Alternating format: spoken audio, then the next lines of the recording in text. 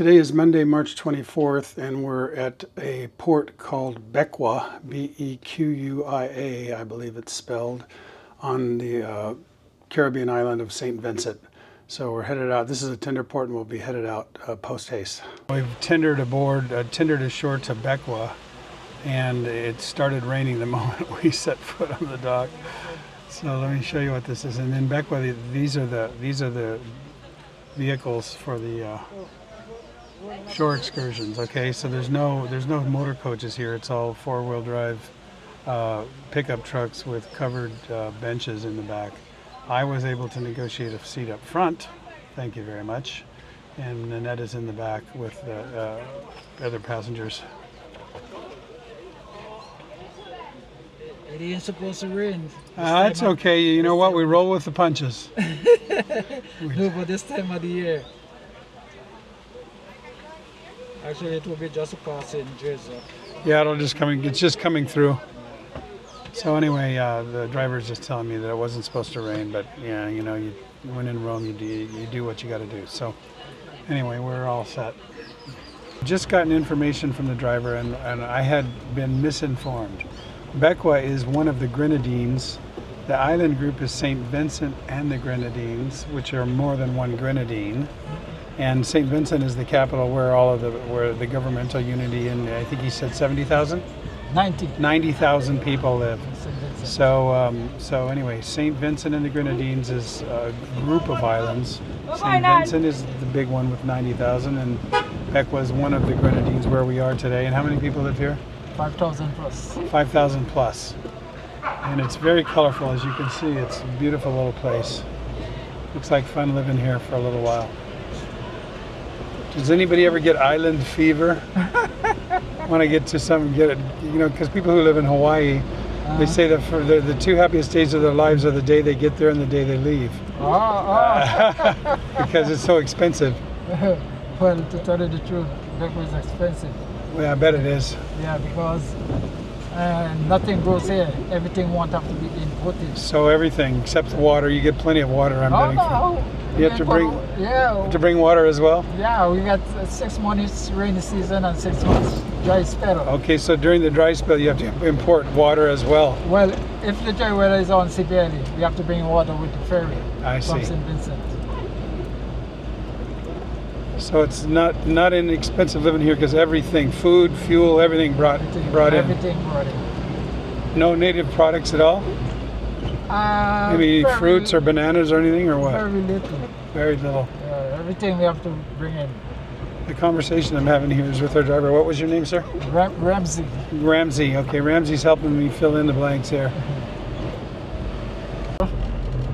Which we depend heavily on tourism for our main source of income. Apart from tourism, we do a bit of fishing here. Fishing? Yeah. We export fish as in fish itself, conch, and lobsters. Lobsters? Yeah. Really? Yeah. That's what I'm saying. After tourism, fishing.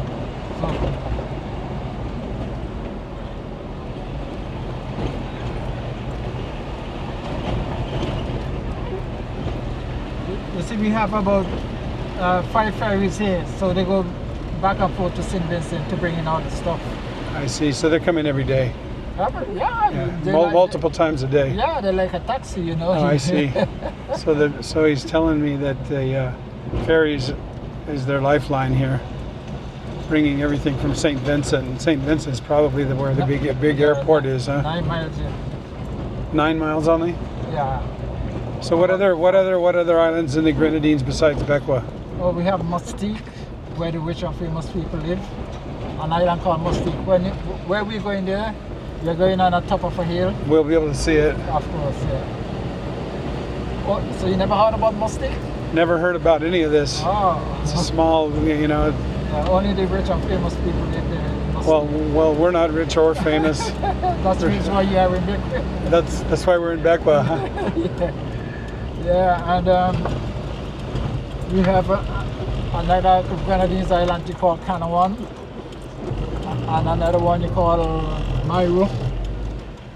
How many altogether Grenadines? 5. 5 Grenadines plus St. Vincent? But Yeah, but we have 32 small islets, you know. Just uninhabited. Yeah. The inhabited one is like Bequia, Mustique. How much a house like that costs right there? This one right there? Yeah. Well, actually, first of all, it is the land, you know. Yeah. According to where you're at, the land is prime land, so the land would be expensive. Because it's got a view of the ocean. And apart from that, all the land in Bequia is privately owned. The government only have a small portion of land, but the local people cannot afford to buy it. Okay, so it's all foreigners owning it. Yeah. So where do you guys sleep? Well, we sleep Yeah, I mean, if you can't afford to buy the over land, the land. so how do you live? I mean, Well, we buy the land from the local people, but it will not be cheap, you know. yeah. Well, okay, so any little house like that, Like which- around the same house there. just anything, you know, like the Well, one we went by. What? Okay, then to get for the local people, the house will be the less you can buy build a good house for it will be like 150,000 U.S. Yeah. 150,000 for the house and the land. Well, I don't know Includes about includes the land or just the house? The house. Because the house will be fair size, you know. Okay. And every house that you see, first thing we got to do is build a water catchment from concrete. So most of the time the water catchment would be in the basement of the house. Okay. You know? So like Because- house like this Well, the local person that will cost about 100,000. includes the land. Yeah. Is it a different price for the foreigner? Yeah, because take for instance, you would not live between the local people per se. You would live where Different where- place. Yeah. Oh, okay. So are you saying that the land is cheaper where the local people buy than where the foreigners buy it? Well, sometimes. Yeah. Land on Bequia is generation land. I People- see. you They're know? coming down through the family. Yeah. So they won't sell it. So if you want to build a house, maybe you build a house on the land and you rent it, you lease the land from the Not local you, owner. You would buy the land. Okay. So if I wanted to buy the lot to build a house like that, what am I What? paying for the land? Well, according to the location again. Okay, yeah, I get it, but give me a round number. Well, sometimes like $8, $10, $12, and that is US$ a square foot, you know. Okay.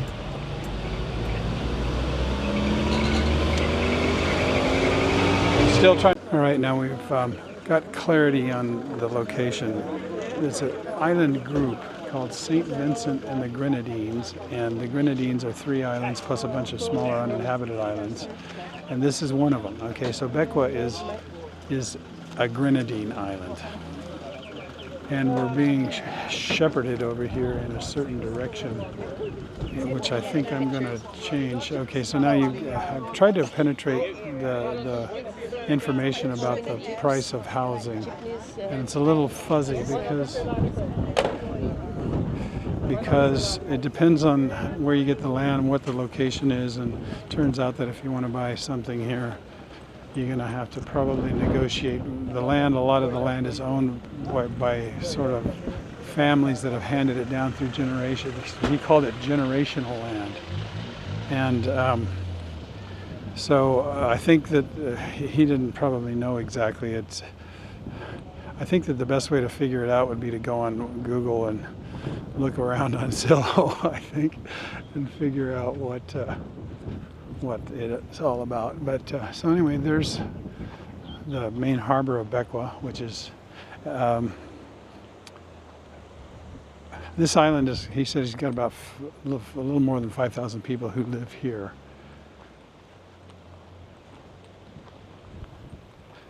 And you can see out from this point that I'm about to approach what that looks like.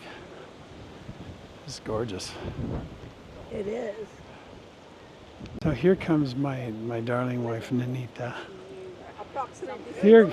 Here comes the paparazzi. That's my husband. Okay, I will stand here.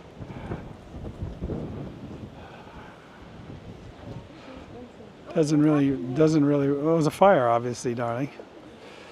Some careless tourist probably come over here and left a cigarette butt. Well, the fires start that way. A herd of tourist vehicles. And this fellow Ramsey right here in this red truck is the one we came up in. And he does work for, I think he can hire him independently. So I'm gonna try to get a card, because he told me that if I came here independently, I might be able to hire him to take us other places. Now we're loading up and moving out. And you can see that's what this means. It's mounting up on the back of these SUVs. Well, they're not SUVs, they're pickup trucks with these covers on them. Turns out that the driver guide and the vehicle I'm riding in is a cousin of a guy who has this Sargent's Model Boat Shop.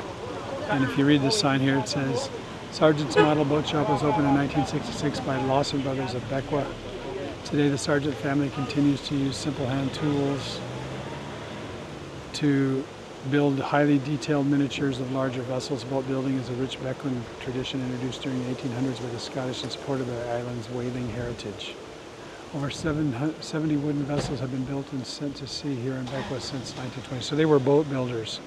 In 1985, a 5-foot model of the Royal Yacht HMS Britannia was presented to Queen Elizabeth while visiting here in Bequia. So let's go take a look at that.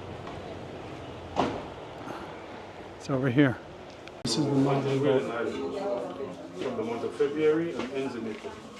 But there is certain amount, like you cannot. Yeah, the wedding commission allows us to get 4 each year.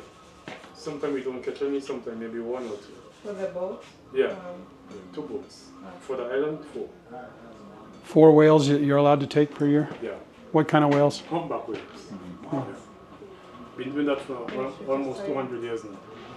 But now we are thinking about going into what Truth of telling us our guys. changing from hunting into Sydney, Australia.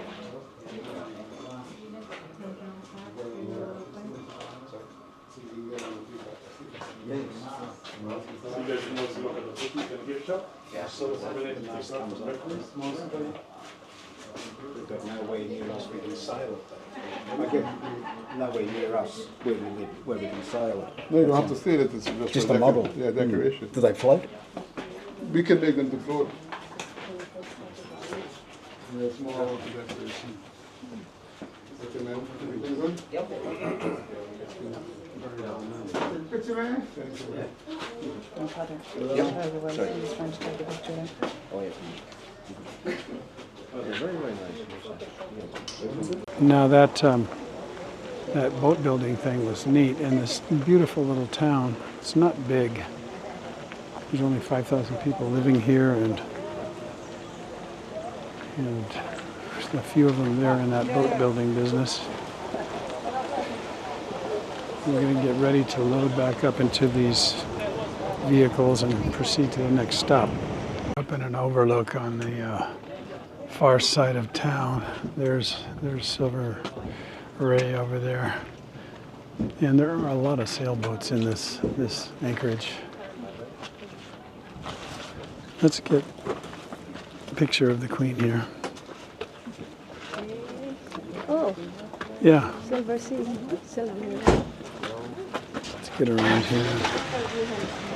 We'll climb behind these folks and give you a picture of Elizabethtown, Port Elizabeth.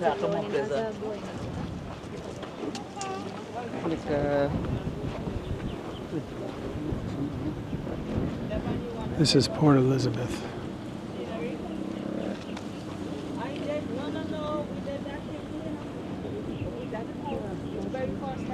Lots of sailboats. And they have a boat building tradition here. Besides the boat building models, the model boats they build, they have a lot of expertise in reworking boats. The guy that's our driver, Ramsey, is a boat varnisher by trade. So there's a long history of boat building and boat rework. as you can understand, if you think back on all your history books, they're always talking about how these boats sustain damage and that they put into a port for repairs. Well, it never occurred to me that you've got to have qualified repair staff, and these guys learned the boat building of these African and native inhabitants. On one plaque in town indicated they had learned the boat building and boat repair from Scottish sailors that would come through here. So anyway, just a little tidbit. Bequia, the weather is fine any time of the year. From the mainland, we're only 9 miles away. And you're gonna join with me now as we sing. You are my sunshine, my only sunshine. You make me happy when skies are gray. You never notice how much I love you. Please don't take my sunshine away. Sure. Okay. Oh, thank you. We stopped we have a 30-minute refreshment stop at a local watering hole resort. We got up here to this Firefly Estate bar and resort, and it started raining like hell. And it's just what I think they refer to as a squall. It'll blow through, but the wind came up very suddenly and it's raining hard. And we're pretty sure they're not going to ask us to leave until this clears up.